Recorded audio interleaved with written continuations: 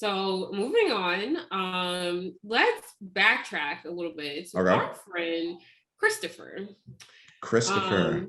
Obviously with Christopher's story, we're carrying over from the drama from last week, but I feel like his action really picks up. I don't really have anything to say about the actual group date. I mean, they were Vikings, I guess. Oh, we're not going to talk about the group date? I mean, you can feel free to comment. I bet you were so thrown off, especially when they were eating the Viking head hash. You were checked out. You were checked out by then, weren't you? I wasn't thrown off because I knew that was the mascot of the football team. So, but yeah, that literally didn't even make it to my notes. I wrote 0 things about the actual group date. Oh, if I'll touch on some stuff later if I feel the need, but there was some stuff. Yeah. Yeah. But yeah, so I feel like Chris's story really starts at the cocktail party, at the after party of the group date. Because he starts spiraling. He's over here talking about Michelle didn't make any time to speak to him, and that's what really gets me is people's syntax. He did not say, I'm upset that I did not have a chance to pull her. I'm upset not even like a joint blame. We didn't get to talk. It was Michelle didn't talk to me. Go ahead. What did you think? In my notes, I simply put the group date first, just as a group date. Yeah, I simply put this in my notes because this, what I'm about to say, applies to no matter what part of the episode it was with Chris. I said Chris is an entitled baby. He's used to getting what he wants and thinks that he's owed something. And I was really thrown off by that. Like that really shocked me. But then it brought me back to last episode. When Chris started doing all this stuff. You had mentioned something in your last video about, that white savior trope, that complex.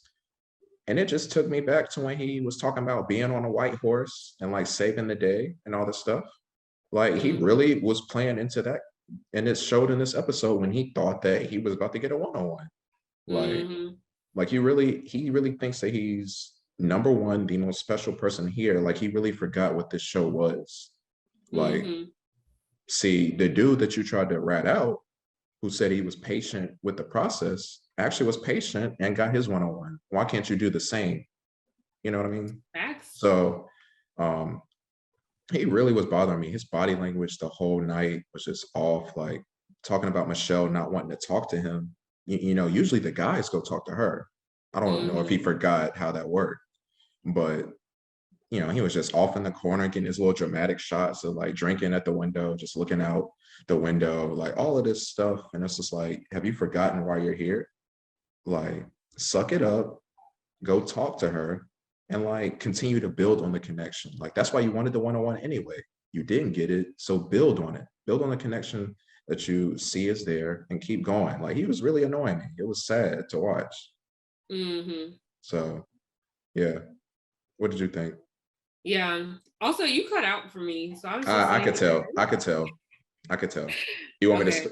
That was a lot. I said a lot. Do I need to start? I mean, as long as my face doesn't look dead, I wasn't moving really. Okay. But yeah, how about this? How about just give me your thoughts, and then I'll, respond to that as well, and I can see how it looks later. Okay. Yeah.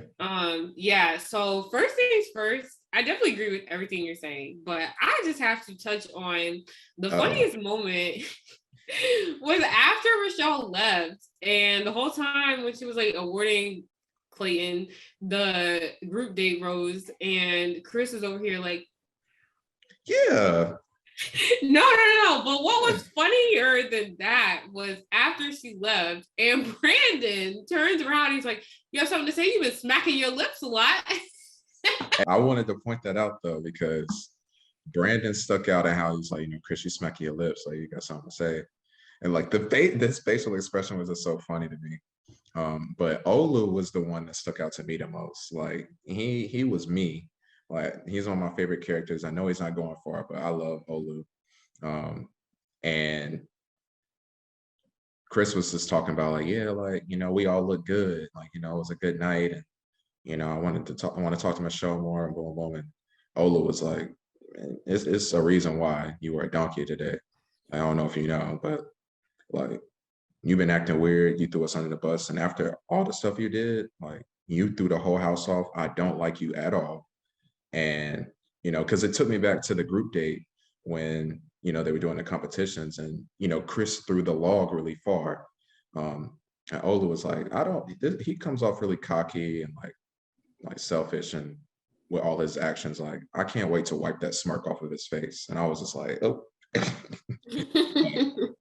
So Chris is not a favorite amongst really anyone in the house except for Martin, which I would love to discuss later when we talk about Martin.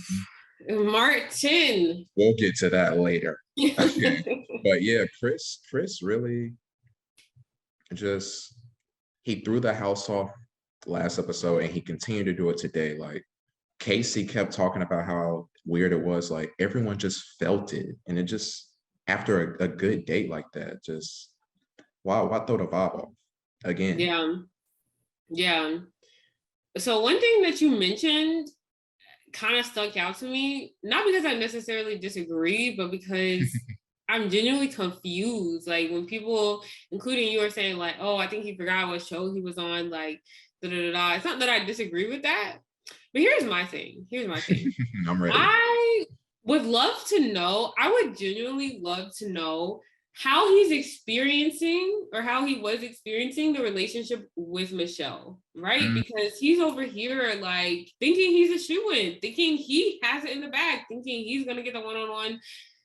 Because the thing is, it's like, yeah, okay, guys should approach the Bachelorette, whatever, but we have seen Michelle will pull who she wants to pull, right? Like, if she has a message to communicate to Nayte, she will pull him. If there's a guy she wants to talk to first, she will make that happen. Like, Michelle is not, she's not necessarily traditional in that sense where she has to have all the guys come to her. Like, she will just get up and talk to whoever she wants to talk to. That's so facts. That's not an issue. It's not out of the question for Michelle to pull Chris if she wanted to, right? So I don't think that's necessarily like, obviously that's not where he was coming from, but just that statement at face value is not necessarily out of the question with That's a Michelle. good point. That's a good point. My thing is like, I want to, like, because my thing is like, okay, we've established she does pull who she wants to pull. So now we're looking at, she's not pulling you. She doesn't want to talk to you. Like, he's not getting the hit. Something's not clicking. So I would literally love to know how he is genuinely experiencing the relationship. Like, I'm curious. Does he not have experience dating? Does he know what it looks like when someone's interested in him? When someone wants to talk to him, like, Sis hit him with her whole shoulder last week. Does that make Chris feel special? Is that what he's used to in interacting with girls? Like, does he not know what the cues are when someone likes you? You know what I'm saying? Like, I'm not even trying to come for him. No, I feel you. You know, I am kind of, because like he's soggy, but like at the same time, like, do you not know? Like, if a girl wants you, like, you'll know. You know what I mean? I just wish that people valued self-reflection a lot, because I wish if I would have been Chris when I revealed the whole Nayte stuff, and then I'm like trying to go in for a kiss, and Michelle is like acting weird and hit me with the whole side hug, or a full hug where the bodies aren't connected, I'd have to sit and think like, wow, I just thought I gave Michelle good information and she didn't even want to kiss your boy. Like, that seemed to just not even register on the radar. Like, that's really good to me. And for him to not think about that and then be so shocked that he didn't get a one-on-one, it's like, did you not replay just the physical part? Like, I want to know how he's experiencing it, because he's got to be experiencing it differently than how it actually is. Like, I'm convinced there's no other explanation. There's no other explanation. He's either not had any dating experience, or he's had lots of dating experience where he himself has not, been the type of person to like really reflect and like go about things the right way, or maybe he's just been used to getting what he's wanted in relationships, and it's like, women don't do this to me. I don't know. Maybe he's just like, oh, she'll come around. Yeah, like, it's a rude awakening for that man. So I listen. And also, oh, go ahead. I was gonna say, now that I'm looking at my notes, I literally didn't even write down when he invaded their dinner because that was so just nonsensical to me. It didn't even make it into my prep for this video. I think that, yeah. Did you have any thoughts on that? I think that Nayte made that one of the funniest things that's happened on the show so far, because when he pulled up and was like, it's really important, this dude Nayte was just like, weird. He just said weird. Like, this man was really thrown off. Has anyone ever interrupted a one-on-one in the past? I'm curious. Oh yeah. I feel like that's just the ultimate level of disrespect. Like, the producers group for that. Group dates are one thing, and like I said, I've watched the show a few seasons. I haven't seen that happen yet. So I thought the interrupting was for the group dates and the cocktail party.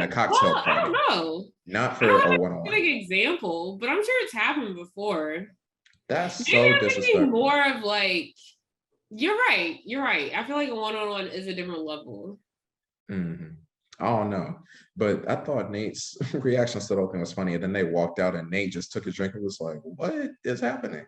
Like, and he's laughing. It's just like, what else can you do? Like, it's different. It's different though, because usually on a group date or something, when this happens, Michelle won't be like, I'll come back or I'll see you later. It's never that. It's like, this date is over. I'm going to this next person. So Nayte had the best reaction, because it's like, she said she'll be back. Like, she got to handle her business. So I like that he was still a little comfortable, but I would have been, pissed. Like, he was pissed. You could tell. Sometimes you use laughter to hide that. So yeah, man, and yeah, that's my thoughts on that. And I loved how Michelle just straight up got rid of that man. Like, let him know. Like, I loved her response. Yeah, she really gave him a word when she said that she needs someone to stand beside her and not speak for her. Period. Nothing else needs to be said. And it's bringing that awareness again, because she talked about how, being from Minnesota, being a woman of color, being that true minority, she's not used to people letting her speak for herself. She has a voice. Like, one thing about Michelle, like, that's a woman with a voice. Like, she gonna tell you how she feels. Like, she is not afraid. Like, so.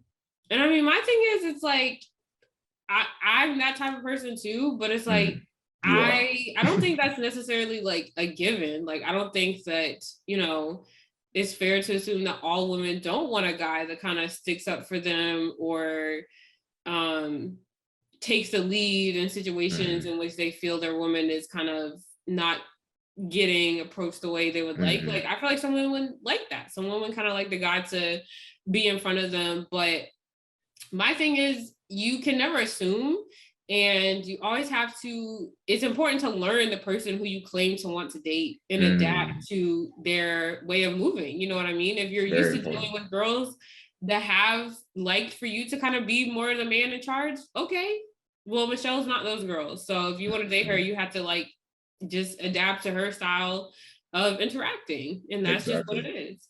Exactly. Like, and it's weird because when she told Chris this whole thing, I don't know, it felt like he actually got it.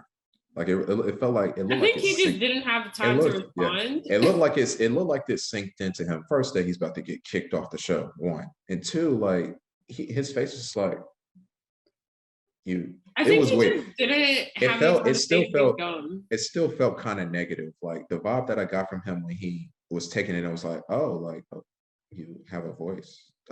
I think that seems new to me. That seems new to me. Like, it just. Yeah, I think we just didn't hear his response, so it's easy to assume that he got it. But I think he probably still said something dumb, and it was just edited out. I no part of me is going to assume that it sunk in for him. I just don't think we heard it. I feel you. But yeah, so that was Christopher. He's come and now he's going.